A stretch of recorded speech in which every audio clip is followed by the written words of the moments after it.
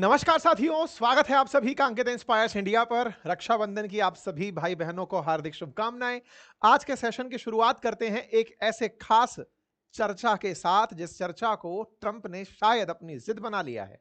जिद इस बात की कि दुनिया में आने वाले समय पर उन्हें मिस्टर पीस प्रेसिडेंट के नाम से जाना जाए, और यही कारण है कि ट्रंप अपने लिए अब आगे से लोगों को बुलवा करके संभवतः नोबेल पुरस्कार मांग भी रहे हैं। कुछ समय बाद आपको यह ठीक भी लगने लगेगा कि ट्रंप अपनी जगह सही तो हैं। दुनिया में जब शांति करवा ही रहे हैं तो उन्हें नोबेल पीस पुरस्कार मिल ही जाना चाहिए। और ऐसे में जब जब नोबेल पीस पुरस्कार की बात हो और ट्रंप भारत पाकिस्तान का नाम ना लें, यह संभव कैसे हो सकता है। हाल ही में एक ऐसा वाकया घटा है। मिस्टर पीस प्रेसिडेंट ने हाल ही में 37 साल से दो देशों के बीच, आर्मेनिया और अजरबैजान के बीच चला आ रहा युद्ध रुकवा दिया है। ऐसा उन्होंने बकायदा अमेरिका बुलाकर मीडिया के सामने दस्तखत करवा के किया है, और यही कारण है कि आर्मेनिया अजरबैजान ने उनके लिए नोबेल पीस पुरस्कार की मांग कर डाली है। कुल मिलाकर शुरुआत जो मजाक में हुई थी कि ट्रंप को शांति स्थापित करवाने के लिए नोबेल पीस पुरस्कार चाहिए, अब उन्होंने उसी मजाक को सीरियस नोट में बदल दिया है। और सीरियस नोट इस तरह का कि शांति भारत पाकिस्तान के बीच करवाई थी या नहीं करवाई थी, लेकिन अगर यह सच नहीं भी था तो यहां से आगे जो भी करवाऊंगा वो इस हद तक सच करवाऊंगा ताकि भारत पाकिस्तान के बीच भी हुई शांति उन्हीं की वजह से हुई शांति लगे। यह बात एक तरफा तरीके से सही भी है कि कहीं ना कहीं पाकिस्तान के लिए अमेरिका खड़ा था। पाकिस्तान के लिए ही अमेरिका भारत से बात कर रहा था कि पाकिस्तान इस तरह से आप पर हमले की तैयारी कर रहा है। यह तो भारत की कंडीशन थी कि वो आगे से कॉल करेगा तो हम अपनी तरफ से चीजें रोक देंगे। तो ट्रंप इसी बात को शांति का अपना काम मानते थे कि उन्होंने शांति करवाई, और भारत का कहना था कि यह हमने अपने स्तर पर की, पाकिस्तान के कहने पर। दोनों अपने अपने तरीके से अब अपना नैरेटिव लेकर चल रहे हैं, लेकिन ट्रंप ने जिस तरह से इसे अपनी जिद बना लिया है, एक दिन भारत को हो सकता है कि ट्रंप से यह कहना पड़े कि जिल्ले इलाही, आप ही सही थे, आप ही ने सीज फायर कराया। ऐसा ना हो कि दुनिया में अब शांति के नाम पर पहले आप संघर्ष करवाएं और फिर शांति करवा कर कहें कि लाइए हमें पुरस्कार दे दीजिए क्योंकि आपको एक नया फन चढ़ गया है। खैर जो भी है, फिलहाल आज हम आर्मेनिया अजरबैजान की बात करेंगे। दोनों देशों के बीच में शांति होना किस तरह से मायने रखता है, और यह शांति क्या वाकई में हो भी पाएगी, यह केवल एक शिगुफा है ट्रंप को खुश करने के लिए कि हां भाई, दुनिया में जहां कन्फ्लिक्ट चल रहा है लाओ इन्हें बिठाओ और तुरंत कह दो कि हां ट्रंप ने सब कुछ करवा दिया था। तो आज के सेशन में हम जिक्र करेंगे क्योंकि ट्रंप ने अपनी तरफ से इस historical Armenian Azerbaijan peace deal को करवाया है, लेकिन इस डील में जहां वो ये सोच रहे हैं कि वो करवा कर खुश हो गए हैं, वो एक कैंडिडेट को भूल रहे हैं जिसका नाम पुतिन है।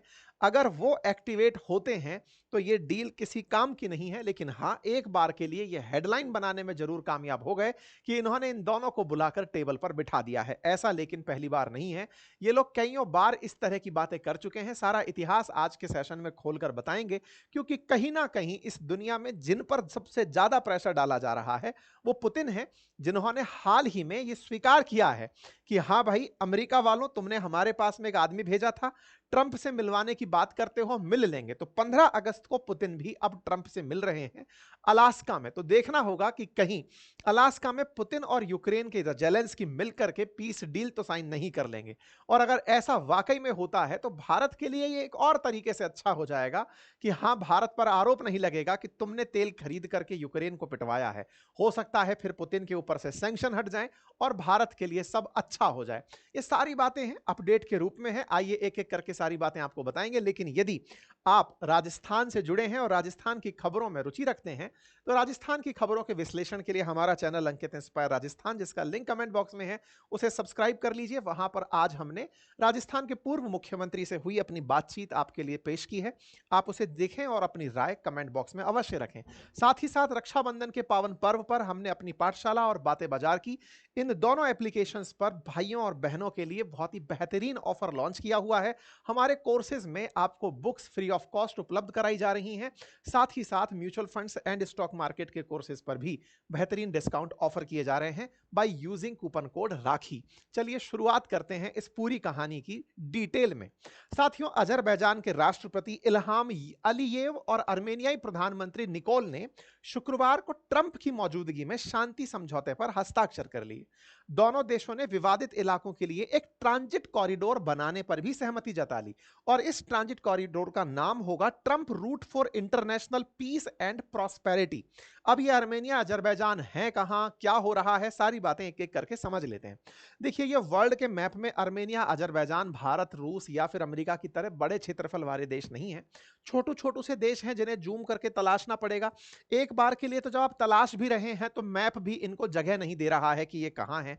ये हैं लगभग इस जगह पर, लेकिन मैप पर चूंकि दिखाई नहीं दे रहे हैं इसलिए हमें मैप को जूम करना पड़ेगा। तो चलिए जूम करते हैं। जूम करते हैं तो आपको यहां पर अजरबैजान और आर्मेनिया नामक दो देश दिखाई पड़ते हैं, ईरान के उत्तर में और तुर्की के पूर्व में। ईरान के उत्तर में और तुर्की के पूर्व में मैप पर पहले दिखाई नहीं दे रहे थे, लेकिन थोड़ा जूम किया तो दिखाई दे गए। इन दो देशों के बीच में कलेश क्या है वो जान लो। थोड़ा ज्योग्राफिकल लोकेशन पर गौर करिए तो जान पाएंगे कि एक तरफ है कैस्पियन सी और एक तरफ है ब्लैक सी। कैस्पियन सी और ब्लैक सी के बीच में यह जगह कुछ इस तरह से है कि आर्मेनिया, अजरबैजान और जॉर्जिया ये तीनों मिलकर के कॉकेशस पर्वत के थ्रू होते हुए एक दूसरे समुंदर से कनेक्ट क्रिएट करते हैं। मतलब एक तरह से ये एज ए स्थमस काम कर रहा है, स्थल मध्य डमरू की तरह काम कर रहा है, जहां से दो समुद्र आपस में किसी लैंड फॉर्म के माध्यम से जुड़े हैं। तो आर्मेनिया, अजरबैजान, जॉर्जिया तीनों को मिला दो तो कैस्पियन सी से आप ब्लैक सी की यात्रा कर सकते हैं। अजरबैजान में भरपूर मात्रा में तेल पाया जाता है, जिसकी राजधानी बाकू है। भारत की तरफ से काफी टूरिस्ट यहां जाया करते थे। अजरबैजान का पाकिस्तान प्रेम के चलते भारतीयों ने बाकू और तुर्की दोनों की यात्राओं का बायकॉट कर दिया था, अगर आप थोड़ा ऑपरेशन सिंदूर का टाइम याद कर रहे हो।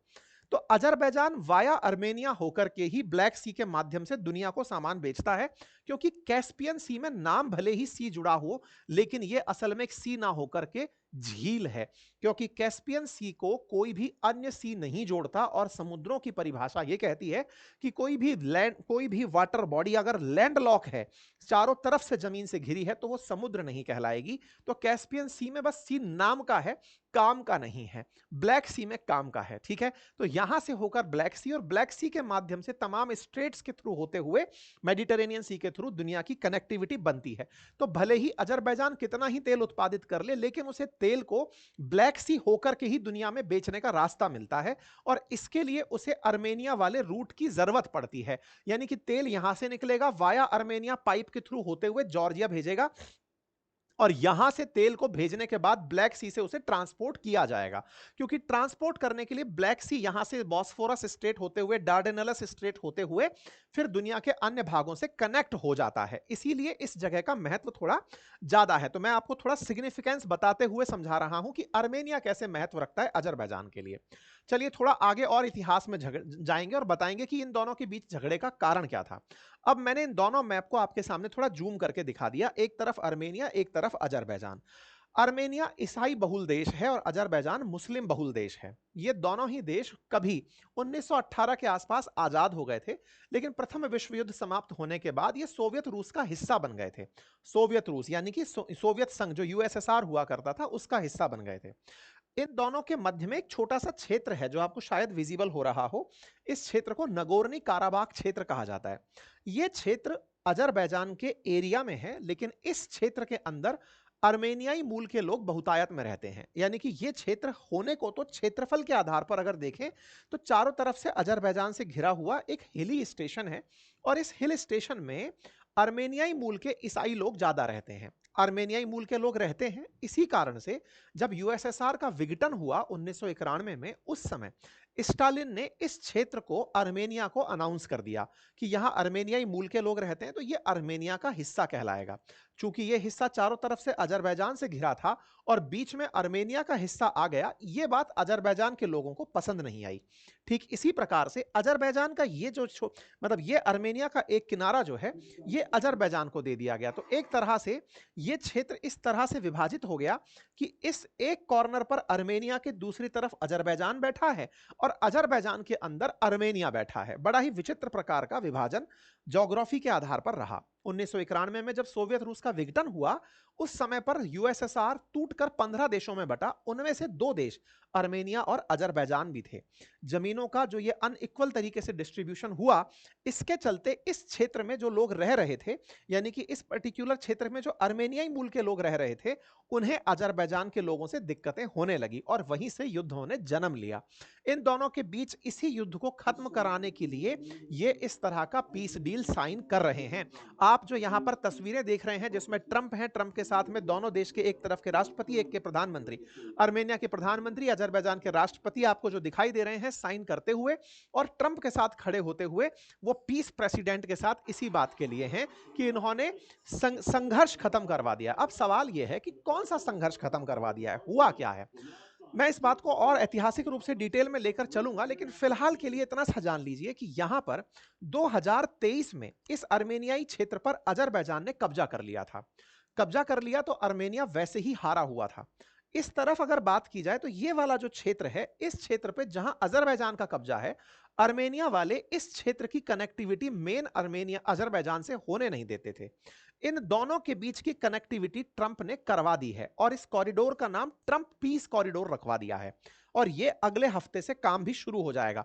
मतलब अजरबैजान को एक तरीके से आर्मेनिया से ज्यादा राहत उपलब्ध हुई है, क्योंकि ये तो उसका मान ही लिया गया, साथ में इस क्षेत्र से इसकी कनेक्टिविटी और तय कर दी गई। दूसरी बड़ी बात, आर्मेनिया केवल यहां से अब शांति पाएगा कि कम से कम उसे और संघर्षों का सामना नहीं करना पड़ेगा। ठीक है साहब, तो एक तरह से इन दोनों के बीच में पीस डील होती है। पीस डील के अंदर ट्रंप फिर से कहने लगते हैं कि मैंने इंडिया पाकिस्तान के बीच में युद्ध रुकवाया, कांगो रवांडा के बीच में रुकवाया, थाईलैंड और कंबोडिया के बीच में रुकवाया, अब मैं आर्मेनिया अजरबैजान के बीच रुकवा रहा हूं।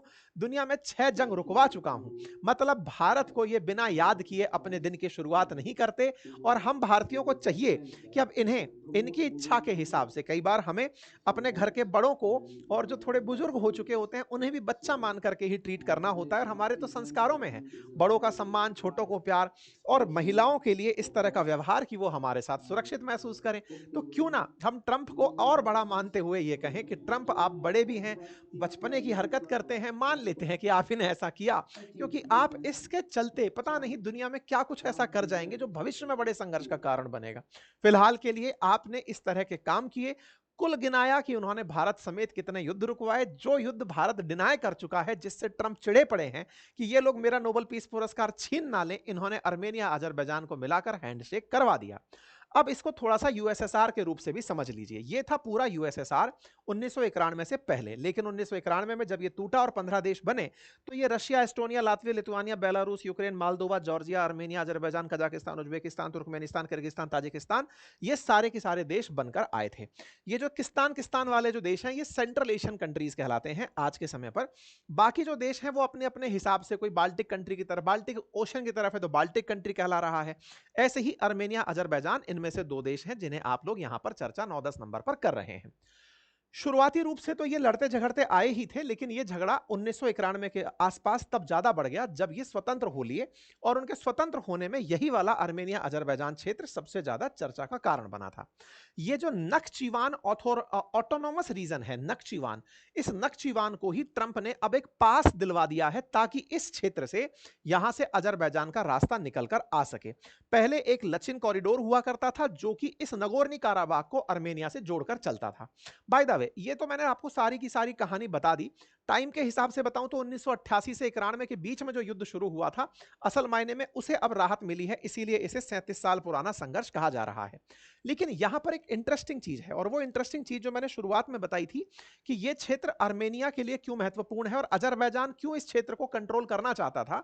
तो असल में क्या है कि नगोर्नी काराबाग ज्योग्राफिकल रूप से तो अजरबैजान के भीतर आता है, लेकिन आर्मेनिया ने यहां पर मतलब जबरदस्ती कब्जा किया हुआ था इस क्षेत्र में। ये वाला जो क्षेत्र में मतलब आर्मेनिया अजरबैजान वाला जो बता रहा हूं, इस क्षेत्र से होकर के अजरबैजान को अपनी पाइपलाइन भेजनी होती थी। मैंने कहा कि बताई थी, कैस्पियन सागर से अगर ब्लैक सी भेजना है तो रास्ता यहीं होकर निकल रहा है। तो ये जो रास्ता होकर यहां से निकल रहा है ना, उस रास्ते में नगोर्नी काराबाख में बैठे हुए आर्मेनियाई लोग इसके पाइप वगैरह तोड़ दिया करते थे, कॉरिडोर को तोड़ दिया करते थे। इससे अजरबैजान को बहुत नुकसान होता था। तो आर्मेनिया अजरबैजान में अजरबैजान को जो नुकसान इकोनॉमिक रूप से हो रहा था, अब वो नहीं होगा। ट्रंप ने कहा है कि वो इन दोनों को आपस में जोड़ देगा। जोड़ने की वजह से यहां से अब बढ़िया रास्ता बनेगा और वो ब्लैक सी तक पहुंचेगा। इसका मतलब यहां से आगे अजरबैजान का जो ऑयल है वो ब्लैक सी में इजीली पहुंच पाएगा आर्मेनिया अजरबैजान के बीच में हुए इस शांति समझौते से। अब सवाल आता है, भारत पाकिस्तान से इसकी क्या तुलना होती है? ये बिल्कुल होती है। इसका भारत पाकिस्तान कनेक्शन मैं आपको बताता हूं। देखिए, अजरबैजान का सपोर्ट हमेशा पाकिस्तान करता आया है क्योंकि वो एक मुस्लिम कंट्री है, तो मुस्लिम ब्रदरहुड दिखाने के लिए।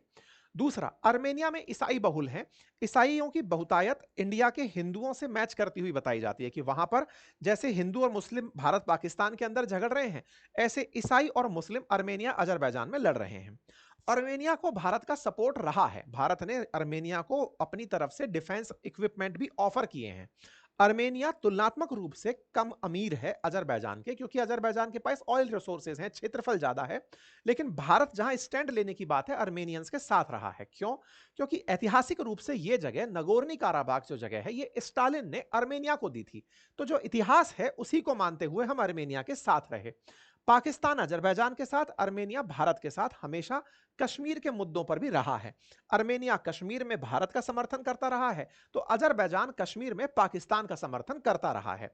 तो इस तरीके से सबने अपने अपने हिसाब से अपने हित बांटे हुए थे। ऐसे में अगर कोई पूछता है पुतिन क्या सोचते थे, ये तो भारत पाकिस्तान की बात आ गई, रूस क्या सोचता था? चूंकि ये सोवियत संघ का हिस्सा हुआ करते थे कभी, कौन कौन? Armenia Azerbaijan. तो ऐसे में सोवियत संघ का हिस्सा थे, तो ऐतिहासिक रूप से इसे सोवियत संघ से ही रिलेटेड रखा जाए, ये मान करके पुतिन चलते थे कि दोनों झगड़ो मत, साथ साथ रहो और मेरी बात मानो। तो पुतिन अक्सर आर्मेनिया के पक्षधर रहे हैं। अक्सर रहे हैं से मतलब ये नहीं कि वो अजरबैजान की खिलाफत करे हैं, नहीं, वो तो ब्रॉड विजन लेकर चलते हैं कि कभी हम यूएसएसआर हुआ करते थे तो हम वापस भी यूएसएसआर बन जाएंगे, हम इस बात पर बिलीव करें। तो वो इस चीज को ही दोहराते रहे कि हम वापस से वो बन जाएंगे जो कभी थे। इसलिए आर्मेनिया अजरबैजान को वो एक साथ ट्रीटमेंट देते रहे, लेकिन सॉफ्ट कॉर्नर आर्मेनिया के प्रति उनका हमेशा रहा। इसी वजह से आर्मेनिया अजरबैजान में अजरबैजान का ही अभी ऑपरेशन सिंदूर के समय पाकिस्तान को समर्थन मिला था तुर्की के साथ साथ। तुर्की, अजरबैजान और चाइना कश्मीर मसले पर या फिर अभी जो ऑपरेशन सिंदूर हुआ उस समय पाकिस्तान के साथ खड़े दिखे थे। यही कारण है कि आर्मेनिया के साथ भारत आपको खड़ा हुआ दिखाई देता है। ट्रंप ने अब क्या कर दिया है, तो ये जो नक्चीवान करके एनक्लेव है, यहां से अजरबैजान को कनेक्ट करने के लिए ट्रंप रूट का अनाउंसमेंट कर दिया है, जिसे Trump route for international peace and prosperity नाम दिया जाएगा। और ट्रंप ने कहा है कि इसी क्षेत्र से होते हुए वो रेल की, गैस की, तेल की, फाइबर ऑप्टिक्स की लाइन बिछवाएंगे और ये अगले हफ्ते से काम करना शुरू कर देंगी। ऐसे में पुतिन का क्या माना जाएगा? तो टेक्निकली देखा जाए फिलहाल के लिए तो ये पुतिन की हार है। आप पूछेंगे वो कैसे? देखिए, एक पॉइंट यह है ना कि फरवरी 2022 से जब से रशिया यूक्रेन झगड़ रहे हैं, पुतिन का पूरा ध्यान यूक्रेन को कंट्रोल करने में लगा हुआ है। जहां दुनिया ने एक बार यह सोचा था कि यूक्रेन को 7 दिन में ही पुतिन कंट्रोल कर लेंगे, लेकिन यूक्रेन लंबे समय से खिंचा चला आ रहा है, 3.5 साल से ऊपर का मसला चला गया है। यूक्रेन को वेस्टर्न वर्ल्ड का समर्थन मिला, जिसके चलते यूक्रेन पर ना तो कब्जा हो पाया और पुतिन का बड़ा नुकसान हुआ। पुतिन की जो वर्ल्ड में इमेज थी कि कंट्रोल कर लेंगे यूक्रेन को, वो हो नहीं पाया। और जहां जहां वो वर्ल्ड में इंटरफेरेंस रखते थे, जैसे सीरिया, सीरिया में असद उनके चलते टिक नहीं पाए और उन्हें सत्ता छोड़कर भागना पड़ा। क्यों? क्योंकि पुतिन ने अपनी सेना को सीरिया से निकालकर रशिया बुला लिया।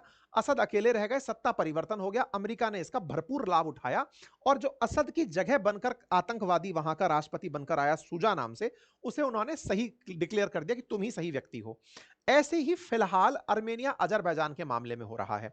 चूंकि आर्मेनिया पहले रशिया का सपोर्टर रहा है और रशिया ने अपनी तरफ से इन दोनों को अपने अपने हिस्से में दबा के रखा है, लेकिन अभी चूंकि रशिया का ध्यान हटा हुआ है, इसलिए इन दोनों के बीच में पंच बनकर के अमेरिका चला आया है। लेकिन अमेरिका जो आगे करने जा रहा है वो ये कि वो रशिया यूक्रेन का युद्ध रुकवाने की चाहत रखता है, अर्थात रशिया को शांत करवाने की चाहत रखता है। और रशिया की शांति, रशिया की हार कब मानी जाएगी? जब वो जिन क्षेत्रों पर कब्जा कर चुका है यूक्रेन के, उन्हें छोड़ दे। पुतिन चाहे जो हो जाए, लेकिन वो उन क्षेत्रों को नहीं छोड़ सकते। ऐसे में देखना यह होगा कि दोनों के बीच अगर शांति वार्ता होती है और रशिया यूक्रेन तैयार हो जाते हैं कि हां हम तैयार हैं, हमको अब नहीं झगड़ना है, ऐसे में दोनों की शांति क्या कीमत लेकर आती है, यह एक अपने आप में बड़ा तथ्य होगा।